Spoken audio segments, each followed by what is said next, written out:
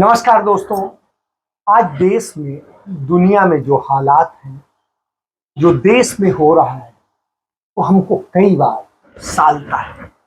और हमको ही नहीं, दुनिया के सुदूर देशों में हमारे जो लोग बैठे हुए हैं उनको भी सालता है। उन्हें लगता है क्या देश बना दिया है आपने। कुछ इसी को लेकर के हमारी एक मित्र है वियना में, मीनाक्षी पांडे। उन्होंने कुछ शब्द लिखे, मैं उनकी कविता को आपको सुनाता हूं। हम के जिनको नफरत है फूलों से, छिटकती रोशनी से, माँ की कोख से, हम के जो नहीं स्वीकारते अब गांधी को, हम जो उनके कातिल के गाने गाते हैं, हम जो भूल गए अपने भाई के दर्द को, हम जो दहशत फैलाते हैं, हम तुम्हारा दिल दहलाएंगे, इंसान में बसता राक्षस दिखाएंगे, सबसे ताकतवर हैं हम तो विश्व गुरु हैं, हम तुमको अब खून पीना सिखाएंगे। तो कमोबेश उनके शब्द आज चिंता का कारण बन रहे हैं देश में, क्योंकि देश में जो हो रहा है वो हमारे आपके लिए, सबके लिए चिंताजनक। आज की एक छोटी सी घटना का जिक्र करता हूं। डबल इंजन की सरकार, यूपी की राम राज्य की सरकार, जो अपने आप को कहती है हम राम राज्य ले आए, उस योगी मोदी की सरकार में आज जालौन में एक बीभत्स घटना होती है। ये वही जालौन है जहां से भारतीय जनता पार्टी के पूर्व जो प्रदेश अध्यक्ष है स्वतंत्र देव सिंह, वो आते हैं उसी इलाके से, और वो बड़े सारे दावे करते हैं राम राज्य और न जाने क्या। आज वही सरेआम सरे बाजार एक लड़की पढ़ के अपने स्कूल से जा रही थी। अचानक दो लड़के मोटरसाइकिल से आते हैं और उसे गोली मार के चले जाते हैं सरेआम। आपने अभी हाल में देखा जिस तरीके से भारी सुरक्षा व्यवस्था के बीच में प्रयागराज में अतीक अहमद जो पूर्व सांसद थे और अशरफ उनके भाई, उन दोनों को तीन फुकरे जिसे कहते हैं पंजाबी में, उन्हें अपने यहां कहते हैं लफंगे, गुंडे, मवाली, आते हैं, एक वेश रख के आते हैं कि हम पत्रकार हैं, और आकर के मीडिया कर्मी बन करके आते हैं और सटा के गोली मार देते हैं। और जिस रिवाल्वर से गोली मारते हैं, पिस्टल से गोली मारते हैं, वो कोई ऐरी गहरी पिस्टल नहीं है, वो हिंदुस्तान में प्रतिबंधित।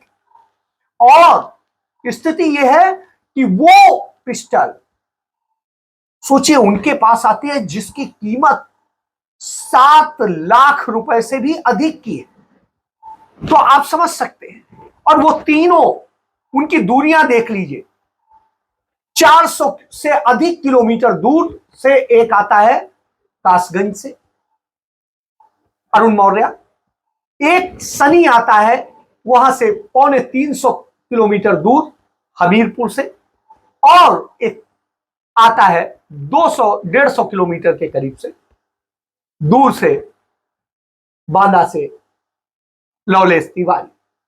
और ये तीनों आकर के कर देते हैं, और तीनों लफंगे। लौलेश तिवारी तो भारतीय जनता पार्टी का जो अनुसांगिक संगठन है आरएसएस का, उस बजरंग दल से आता है। अब आप समझिए, ये वही बजरंग दल है जिसके लोगों ने बुलंदशहर में इंस्पेक्टर सुबोध कुमार सिंह का इन्हीं योगी के शासन में सरेआम हत्या की। वही सुबोध कुमार सिंह जिन्होंने भारतीय जनता पार्टी के उस विधायक सोम के खिलाफ गौ हत्या से रिलेटेड एक मामले में एफआईआर दर्ज कराई थी, और उसमें गवाह, उनकी गवाही न देने के कारण वो उस मामले में बच गया। कल्पना करिए खेल कहां कहां से कैसे कैसे घूम रहा है, इसको आप देखिए। और जिस दिन प्रयागराज में अतीक अहमद और उनके भाई की गोली मार के हत्या की जाती है, पुलिस संरक्षा में हत्या की जाती है, उसी वक्त बांदा में एक परिवार के, एक ही परिवार के 4 लोगों की गला काटकर हत्या कर दी जाती है। आजमगढ़ में एक ही परिवार के 3 लोगों को कुल्हाड़ी से काटकर मार डाला जाता है। मैं ये चंद उदाहरण दे रहा हूं। शाहजहांपुर में एक ट्रांसपोर्ट के मैनेजर को, जो मंत्री हैं सुरेश खन्ना, उनके परिवार से जुड़े हुए लोग बांध करके खंबे में और पीट पीट के मार डालते हैं, वीडियो तक वायरल होता है, कुछ नहीं होता। तो ये उत्तर प्रदेश का राम राज्य, और ये राम राज्य हो तो आप समझिए, जो भाटी एमएलसी है नोएडा क्षेत्र से, कितना बड़ा फ्रॉड करता है वो और उसका भाई और सब, उनको गिरफ्तार करके जेल में डालने की बजाय उन्हें अस्पताल में भर्ती कर दिया जाता है 5 स्टार सुविधाओं से लैस, और वो एंजॉय कर रहे हैं। तो यह उत्तर प्रदेश का राम राज्य है। और जब यह उत्तर प्रदेश का राम राज्य हो तो सवाल उठता है कि आप किसकी बात कर रहे हैं, कौन सा क्या लेके आ रहे हैं और क्या कर रहे हैं। ये सवाल है और ये सवालों पर आज वो इसको लेकर लगातार है। आपको याद हो कि जिस तरीके से भारतीय जनता पार्टी के नेताओं ने, वरिष्ठ नेताओं ने जो जो शब्द बोले हैं, नफरत के बोले, उन्होंने कैसे नफरत बनवाई, उसका नतीजा है। लवलेश तिवारी, स्मृति ईरानी के साथ में एक ट्रेनिंग प्रोग्राम में होता है जिसमें सिखाया जाता है कि कैसे आपको ये करना है। अब ये लफंगे यदि आप इनको सिखा रहे हैं तो क्या सिखा, यही करना। शायद भारतीय जनता पार्टी हमारे युवाओं को, बच्चों को उनकी बेरोजगारी का फायदा उठाकर उनके मन में नफरत भर के उनसे उन्हें अपराधी बनाने का काम कर रही है। यही हो रहा है। एक दिन मैंने किसी एक डिबेट में कह दिया कि उत्तर प्रदेश में जाहिली हो। क्यों कहा था? मैंने इसलिए नहीं कहा था, मैं भी उत्तर प्रदेश में पैदा हुआ, बड़ा हुआ, पढ़ा लिखा सब कुछ, लेकिन ये इसलिए कहा था क्योंकि नफरत भर के लोगों को यही बनाया जाता है। और जब ये बनाया जाता है, आज सुप्रीम कोर्ट ने वृंदा करात की एक याचिका पर नोटिस जारी कर दिया है अनुराग ठाकुर को और परवेश वर्मा जो सांसद हैं उनको। अनुराग ठाकुर सूचना प्रसारण मंत्री हैं और खेल मंत्री हैं, और परवेश वर्मा सांसद पूर्व मुख्यमंत्री के बेटे हैं साहिब सिंह वर्मा। और इन्होंने चुनाव के पहले किस तरीके से नफरत के बोल बोले थे, किस तरीके के शब्द कहे थे, मैं वो शब्द नहीं कह सकता हूं, मुझे नहीं लगता है कि उसमें, तो उन्होंने इनके खिलाफ एफआईआर दर्ज कर दी। आपको याद होगा भारतीय जनता पार्टी के तमाम नेताओं के खिलाफ बलात्कार के केस हुए, और इस समय पूरे हिंदुस्तान में सबसे ज्यादा बलात्कार उत्तर प्रदेश में होते हैं, जो राम राज्य कहा जा रहा है। सबसे ज्यादा बेटियों की आबरू लूटी जाती है। हर 12 दिन में एक इनकाउंटर करने का दावा करते हैं, ये कागज में है, उसके अलावा जो मार देते हैं वो अलग। इसके बाद ये हालत है, इसका मतलब है आपने जो नफरत पनपाई है उसका ये नतीजा है। लेकिन वहीं दूसरी तरफ राहुल गांधी, मल्लिकार्जुन खड़गे, कांग्रेस कहती है हर व्यक्ति को रोजगार मिलना चाहिए। चुनाव जीतने के बाद कांग्रेस पार्टी की सरकार कर्नाटक में क्या करने जा रही है, यह मैं आपको बताना चाहता हूं। सही है ना? तो जब छत्तीसगढ़ में, मध्य प्रदेश, राजस्थान, हिमाचल, बाकी प्रदेशों में चुनाव हुआ तो कांग्रेस पार्टी के नेता मेरे पास आए और उन्होंने मुझसे पूछा कि क्या करना चाहिए। तो मैंने उनसे कहा, देखिए, आप जो भी बड़े वायदे करोगे, सबसे पहले आपको झूठे वायदे नहीं करने चाहिए। जैसे नरेंद्र मोदी जी ने 15 लाख रुपए का वायदा किया था, वो बैंक अकाउंट में 15 लाख रुपए वाला मिला आपको? नहीं। काले धन के खिलाफ लड़ाई की बात की थी, नोटबंदी। तो मैंने कहा वैसे झूठे वायदे कांग्रेस पार्टी को कभी नहीं करने चाहिए। दूसरी बात मैंने कही कि जो भी आप वायदे करोगे उनको सरकार बनते ही जल्दी से जल्दी पूरे कर देने चाहिए। मतलब वायदे में 2-3 साल, 4 साल नहीं लगने चाहिए।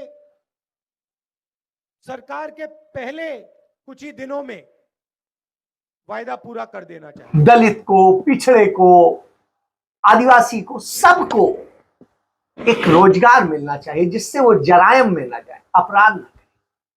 इसके लिए 2011 में जो कांग्रेस के समय में जनगणना हुई थी, उस जनगणना का डेटा रिलीज किया। लेकिन साहब, ये सरकार तो डेटा से डरती है। इसको लेकर के बहुत अच्छे ढंग से कन्हैया कुमार ने बताया। क्यों डरते? दोस्तों, दुष्यंत कुमार ने एक बात कही है, कहाँ तो तय था चिरागा हर एक घर के लिए, कहाँ चिराग मयस्सर नहीं शहर के लिए। यह बात मैं इस कॉन्टेक्स्ट में इस्तेमाल कर रहा हूँ कि आज के दौर को डिजिटल दौर कहा जाता है। डिजिटल दौर में सबसे इम्पॉर्टेंट है डेटा, लेकिन आज हमारे देश की आप हालत देखेंगे तो सरकार एक एक करके इस देश के लोगों से जुड़े हुए जो डेटा हैं, उनकी जो संख्या है, उसको कहीं ना कहीं छुपा रही है या उसको बताने से हिचकिचा रही है।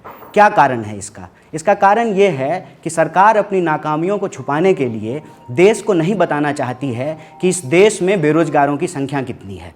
सरकार अगर स्त्री गिन सकती है, पुरुष गिन सकती है, शिशु गिन सकती है, पशु गिन सकती है, तो इस देश में जाति की गणना क्यों नहीं हो सकती है? जाति गणना तो छोड़ दीजिए, साधारण जनगणना भी इस देश में नहीं हो रहा है। आप सब जानते हैं कि पिछला जनगणना 2011 में हुआ था, इस बार 2021 में जनगणना होना था, लेकिन हम 2023 में पहुंच चुके हैं, 2024 होने वाला है, लेकिन सरकार ने अभी तक जनगणना के संबंध में कोई कार्रवाई नहीं शुरू की है। इसका क्या कारण है? इसका सीधा कारण है कि सरकार को इस देश के आम लोगों के हालत से कोई लेना देना नहीं है। उनको सिर्फ इस बात से मतलब है कि देश जाए भार में, उनके दोस्त जो हैं वो सबसे अमीर बनते रहें। इसीलिए दोस्त का आंकड़ा तो उनके पास है, लेकिन देश का आंकड़ा उनके पास नहीं है। इसीलिए हम भारतीय राष्ट्रीय कांग्रेस की तरफ से सरकार से यह सवाल पूछना चाहते हैं कि जब विपक्ष जेपीसी की मांग करता है तो आप ओबीसी ओबीसी चिल्लाने लगते हैं। अगर ओबीसी से आपको इतना प्रेम है तो आप जनगणना कराइए, और जनगणना में आप जाति के आधार पर भी लोगों को गिनिए, आर्थिक आधार पर भी गिनिए, सामाजिक आधार पर भी गिनिए। और ये गिनना इसलिए ज़रूरी है,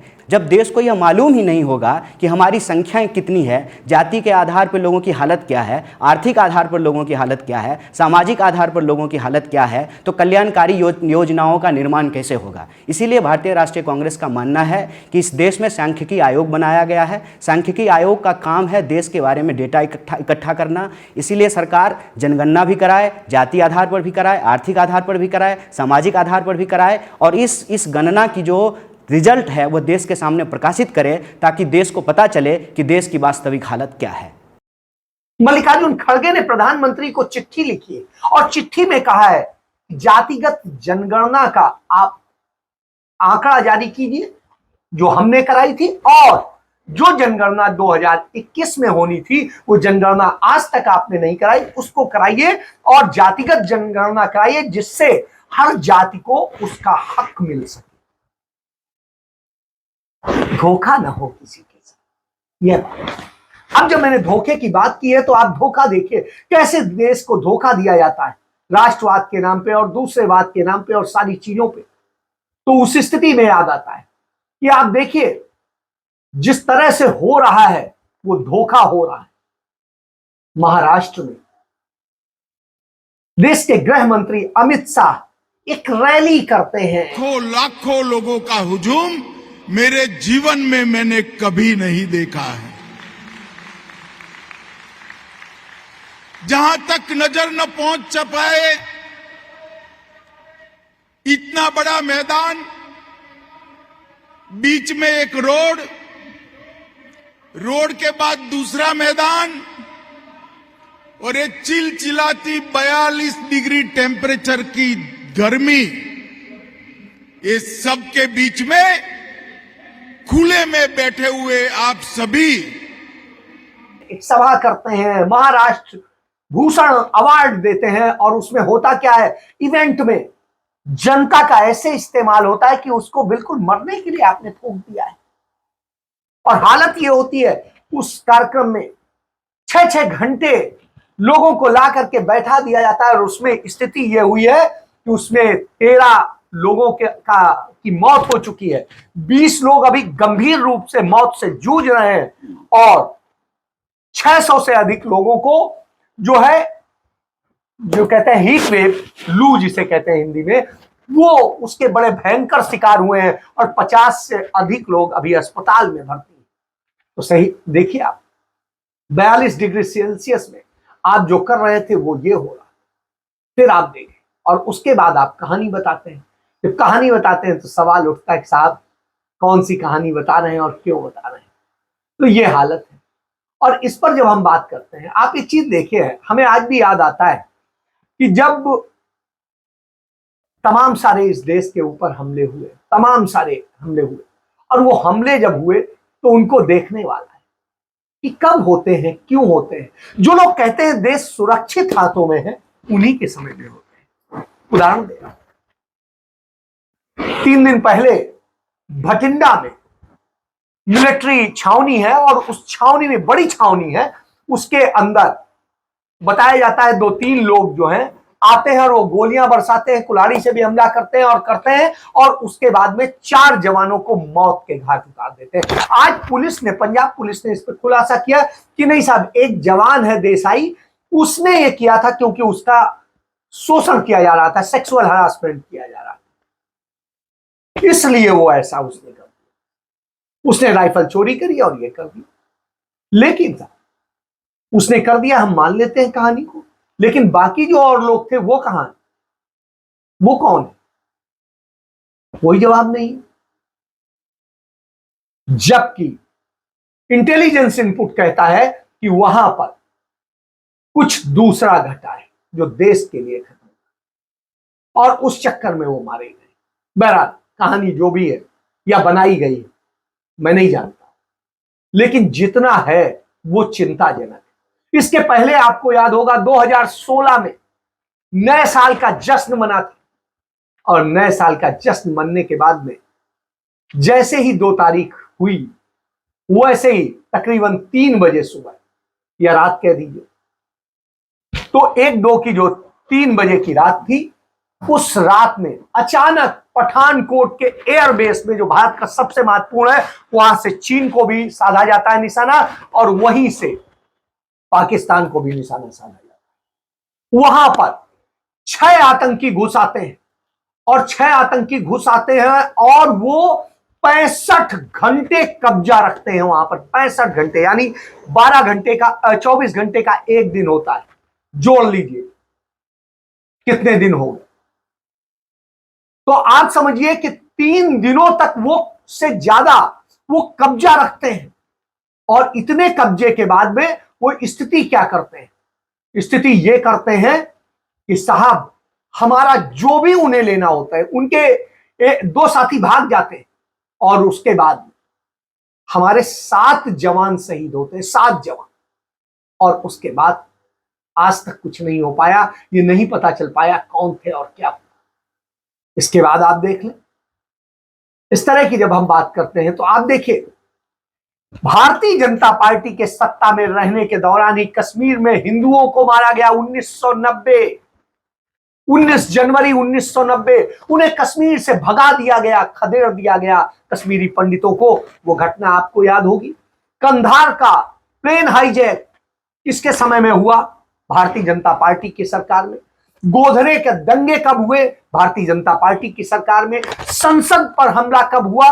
आज तक कभी और हिम्मत नहीं कर पाए लोग, भारतीय जनता पार्टी की सरकार में। कारगिल घुसपैठ कब हुई? भारतीय जनता पार्टी की सरकार में। और पुलवामा पर आतंकी हमला कब हुआ? भारतीय जनता पार्टी की सरकार में। और जब पुलवामा का सच तत्कालीन राज्यपाल सतपाल मलिक बता देते हैं तो सबको तकलीफ हो जाती है, और चरण चुंबक मीडिया को डायरेक्शन जारी हो जाता है कि कहीं पर भी सतपाल मलिक का नाम नहीं लेना है, चर्चा नहीं करना। सारे चुप्पी साध जाते हैं, कोई अखबार नहीं, कोई चैनल नहीं, कहीं कोई डिबेट नहीं, कुछ नहीं। सिर्फ एक अखबार ने हिम्मत दिखाई, वो था टेलीग्राफ, और उसने बताया कि क्या, लेकिन किसी अन्य ने कुछ नहीं दिखाया, कुछ नहीं छापा, कुछ नहीं। उन्होंने बताया कि किस तरीके से नरेंद्र मोदी के सर के नीचे 300 करोड़ रुपए रिश्वत का आरएसएस के एक बड़े पदाधिकारी नेता ने उन्हें कहा कि ये पैसा, उन्होंने फाइल रिजेक्ट कर दी, कहा नहीं हम ये नहीं करेंगे, ये गलत है। तो उस पे वो सुबह सुबह 7 बजे उनके पास आके बैठ जाते और ये करते हैं। तो उन्होंने बताया कि कैसे मोदी को कोई करप्शन से लिहाज नहीं। उनके ही खास एक जो बड़े वहां के थे, उनको उन्होंने कहा, मुसलमान थे, कहा कि वो आएंगे और या आप उनसे मिलाइए, और वो जो कहते हैं वो आ गए, और वो एक दलाली बताने लगे। सतपाल मलिक ने मना कर। तो ये स्थिति जब वो खुला गुस्सा करते हैं तो चिंता आ जाती है। तो आप समझिए, यही वजह है कि आज तक 2019 में 14 फरवरी 2019 में घटना हुई थी, आज तक नहीं हुआ। और 11 इनपुट थे इंटेलिजेंस के। 13 फरवरी तक जो है इंटेलिजेंस ने रिपोर्ट दी थी कि ये होने वाला है, इसलिए प्लीज उनको वो करिए। सतपाल मलिक ने भी कहा था उन्हें हमें वो देना चाहिए हेलीकॉप्टर, नहीं हुआ, नहीं दिया गया। और जब उन्होंने प्रधानमंत्री से इसको लेके कहा तो प्रधानमंत्री ने कहा आप चुप रहिए, सब सही हो रहा है। यानी चुनाव जीतने के लिए अपने सैनिकों को मरवाएंगे, झूठे सर्जिकल स्ट्राइक कराएंगे और झूठी वाहवाही कराएंगे, राम राज्य बोलेंगे लेकिन बेटियों की आबरू लुटवाएंगे। तो हुजूर ये हो रहा है आपके राज में। और जब ये हो रहा हो तो फिर किसकी बात करें। तो पुलवामा में भी 40 शहीद हुए, उनके परिवार को क्या जवाब दिया जाए। वो तो देश के लिए शहीद हुए, लेकिन असल में वो देश के लिए नहीं, आपकी राजनीति के लिए शहीद हुए। इसका क्यों नहीं खुलासा होना चाहिए। देश हमारा है, देश को लूट रहे हैं आप, और उसके बाद कहते हैं ऐसा नहीं ऐसा। अतीक अहमद को मार के आप कहते हैं कि बड़ी बहादुरी कर ली। मारने वालों का मैं बता ही चुका हूं, जो हालत है, जाहिलियत है, वो स्थिति है, और इसका शिकार है वो जहां जहां राम राज्य। तो साहब जहां जहां डबल इंजन की सरकार है वहां पद से बदतर हालत है, और जहां नहीं है वहां करने की कोशिश होती है लगातार। तो यह स्थिति है, और जब यह स्थिति है तो चिंता पैदा करती है कि आप करना क्या चाहते हैं। इनकाउंटर के नाम पे सिर्फ आप अपना खेल करते हैं और कुछ नहीं। अतीक अहमद से 5 करोड़ रुपया भारतीय जनता ने पार्टी ने डोनेशन क्यों लिया था, यदि वो इतना ही बड़ा था। उसका जवाब नहीं है भारतीय जनता पार्टी। भारतीय जनता पार्टी के तमाम नेता नतमस्तक होते थे जाकर, क्योंकि वो एक वोट बैंक का बड़ा साधन। क्या कहेंगे इसका जवाब नहीं है। नफरत बोइए और ये कीजिए। तो सही कहा मीनाक्षी पांडे ने, वही हालत है इस देश। तो इस नफरत से बर्बाद मत कीजिए, जाहिल मत बनाइए। और ये जाहिलों की जो पीढ़ी है कि इस देश को अराजकता में झोंक दी। इसीलिए मैं कहता हूं आपका भविष्य, देश का भविष्य, सबका भविष्य अगर बचाना है तो सही मार्ग पे जाना पड़ेगा। इसके साथ अपनी बात समाप्त करता हूं। जय हिंद, जय भारत, वंदे मातरम।